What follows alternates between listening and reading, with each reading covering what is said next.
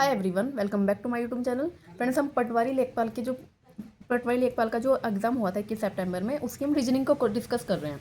देखिए, 2 क्वेश्चन हमने पहले डिस्कस कर लिए हैं। आज हम इसके नेक्स्ट क्वेश्चन डिस्कस करेंगे। जितने भी हो पाएंगे उतने कर देखते हैं। देखिए, एक निश्चित कूट में ALEX को ये लिखा गया है और उसी कूट में SUD के लिए क्या कूट होना चाहिए। देखिए, ऐसे क्वेश्चन को करते टाइम ना आपको ज़रूरी नहीं है कि अलग साइड पे ही कॉपी को पेंसिल पर उठाना है। ठीक है, आप क्या कर सकते हैं, वहीं के वहीं भी क्वेश्चन को सॉल्व कर सकते हैं। कैसे? जैसे इसी के ऊपर आपके इसके सबसे पहला काम, जब भी कुछ ऐसे आए ना तो उसके नंबर लिख लीजिए। जैसे ए पे कितना होता है, ए का कितना होता है 1, एल कितना होता है 12। देखिए, ये अगर आपको ये याद नहीं है तो सिर्फ आपको ना 5 से 10 सेकंड लगेंगे ABCD Z तक लिखने के बाद। क्या करेंगे आप 1 2 3 उसके ऊपर लिख लीजिए। ठीक है, ए का 1 है, एल का 12, बहरहाल से ना याद रखा हो मैंने, बहरहाल एल मतलब 12। ई कितने पे होता है 5 पे होता है और x कितने पे होता है 24। देखिए, अगर x का मान लो हमें याद नहीं है तो हम क्या करेंगे XYZ ऐसे तो हम रख सकते हैं ना। XYZ तो ऐसे याद रहता है, 26 25 और 24 ऐसे कर लिया। अब आपको ये नंबर देखने हैं कि किस हिसाब से हैं। 1 है, फिर 0, पहले 0 0, फिर 1 1, फिर 4 4। ठीक, आपको ऐसा भी लग सकता है कि 5 5, मतलब डबल डबल नंबर दे रखे हैं। लेकिन आपको ध्यान से समझना होगा, ये 1 है। जब भी ऐसी कंडीशन हो ना, आप कोशिश करिए कि वहाँ पे स्क्वायर तो नहीं बन रहा है या फिर कुछ ऐड करने के बाद तो नहीं हो रहा है। अब देखिए, इतना बड़ा नंबर आ रहा है, जैसी बात मल्टीप्लाई करके भी ये नंबर नहीं आएगा। देखिए, अगर मल्टीप्लाई करते हैं तब भी इतना बड़ा नंबर तो नहीं आने वाला है हमारा। देखिए, इन्होंने ना क्या किया है, 3 डिजिट में रखे हुए हैं। देखिए, 1 का स्क्वायर करते हैं हम 1, 12 का स्क्वायर करते हैं कितना आएगा 144, 5 का स्क्वायर करते हैं कितना आएगा 25 और 24 का करते हैं तो 576 आएगा। अब देखिए, 576, 25 की पहले लगी है 0, 144 और ये है 1। इसका आपको एक चीज़ समझ आ रही है कि 3 3 का सेट है ये। कोई 3 नंबर में है तो एज इट इज़ लिखा हुआ है और कोई 3 में नहीं तो उससे पहले क्या लगा दी इन्होंने 0। ठीक है, ये है, पता चल गया आपको क्या होने वाला है। अब देखिए, सेम हम भी क्या करेंगे, SUD के लिए पूछा है। पहले S का नंबर कितना होता है 19, U कितने पे होता है, देखिए U हमारा होता है, देखिए STU 19 20। देखिए T20 याद रखते हैं हम, T20 STU। ठीक है, ये 21 हो गया। फिर ये कितने पे है, D कितने पे होता है 4 पे। 19 का कितना होता है 361, 21 का 441 एंड D 4 का 4 4 जा 16। लेकिन 3 3 के सेट में रखना है तो ये भी कितना हो जाएगा 0। ठीक है, हमने इसके पहले भी क्या लगा दिया है 0। तो ऐसे करना है। और क्वेश्चन को ना, देखिए, मैथ रीजनिंग में तो खैर ये है कि हम ऑप्शन एलिमिनेट नहीं होते, बट जब हम GS को करते हैं तो ऑप्शन एलिमिनेट करने की कोशिश करके करते हैं। ठीक, तो ये हो जाएगा क्वेश्चन 33। ठीक है, चलिए नेक्स्ट पढ़ते हैं। एक पंक्ति में बैठे P व्यक्तियों में बॉब का स्थान आरंभ से mवा है और अंत से nवा है। देखिए, वो लेफ्ट राइट भी हो सकता है या टॉप टू डाउन भी हो सकता है। अब P व्यक्तियों में यानी कि टोटल कितने हैं P है, टोटल हमारे पास कितने हैं P है। इन्होंने कहा कि आरंभ यानी कि स्टार्टिंग से m का mवा है और अंत से कितना है nवा है। तब आपको बताना कि कौन सा हमेशा सत्य होगा।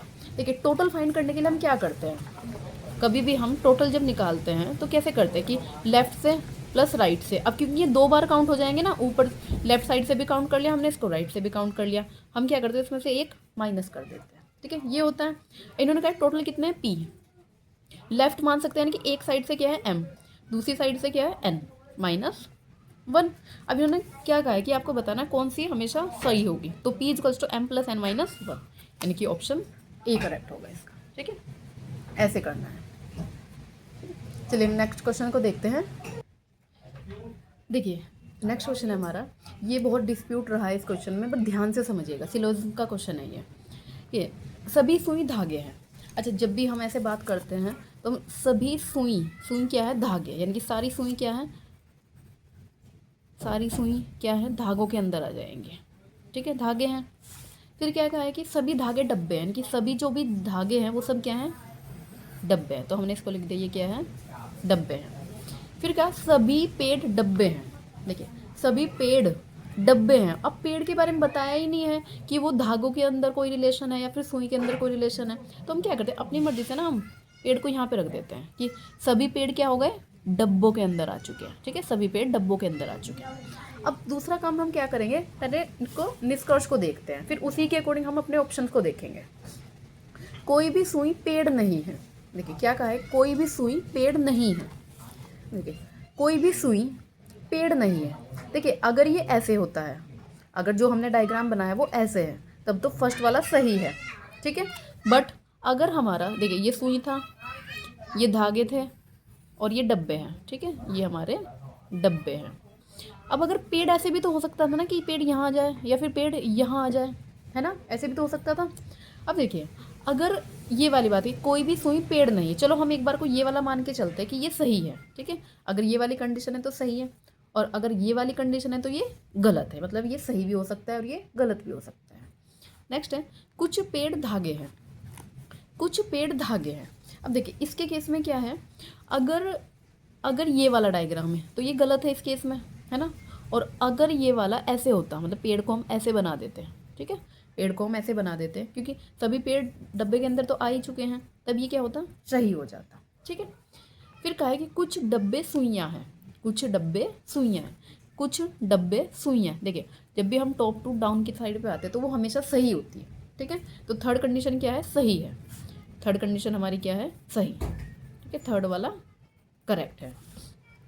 कुछ पेड़ सुइयाँ हैं, कुछ पेड़ सुइयाँ हैं। अब देखिए अगर ये वाली बात हो जाती यहाँ पे, अगर ये बीच में आ जाता तब ये सही हो जाता, बट अगर ये इस वाले केस में तो ये गलत हो जाता, मतलब एक केस में ये गलत हो रहा है और दूसरे केस में ये क्या हो रहा है, सही हो रहा है, और थर्ड वाला तो हमारा दोनों ही केस में सही हो रहा है। अब ऑप्शन को देखें, कोई भी निष्कर्ष नहीं निकाल सकते हैं। आगे पढ़ते पहले इन्होंने कहा सेकंड या फोर्थ सही है, सेकंड या फोर्थ मतलब कुछ पेड़ धागे हैं, ये तो एक जगह गलत हो रहा है एक जगह सही हो रहा है। कुछ पेड़ सुइयाँ हैं, कुछ पेड़ सुइयाँ हैं।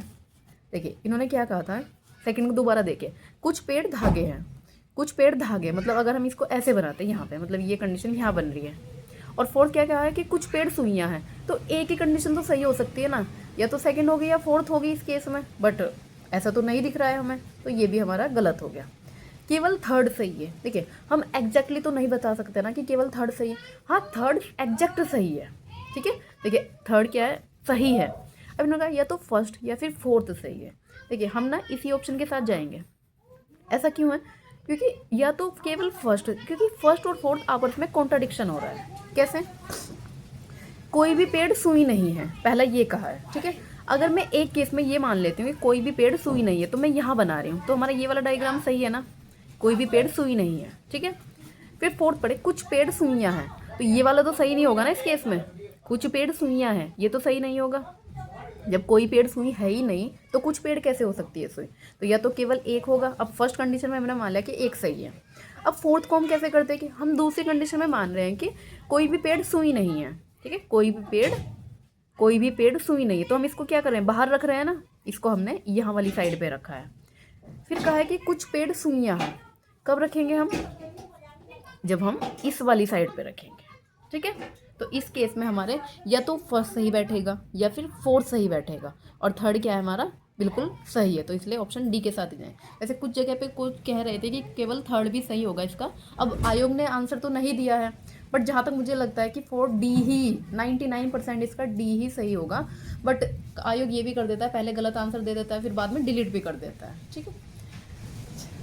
ठीक है, ये वीडियो भी काफ़ी लंबी हो गई है, तो नेक्स्ट क्वेश्चन को ना जितने भी बचे हुए हैं उसको हम नेक्स्ट वीडियो में करेंगे। मिलते हैं नेक्स्ट वीडियो में। Thank you so much for watching.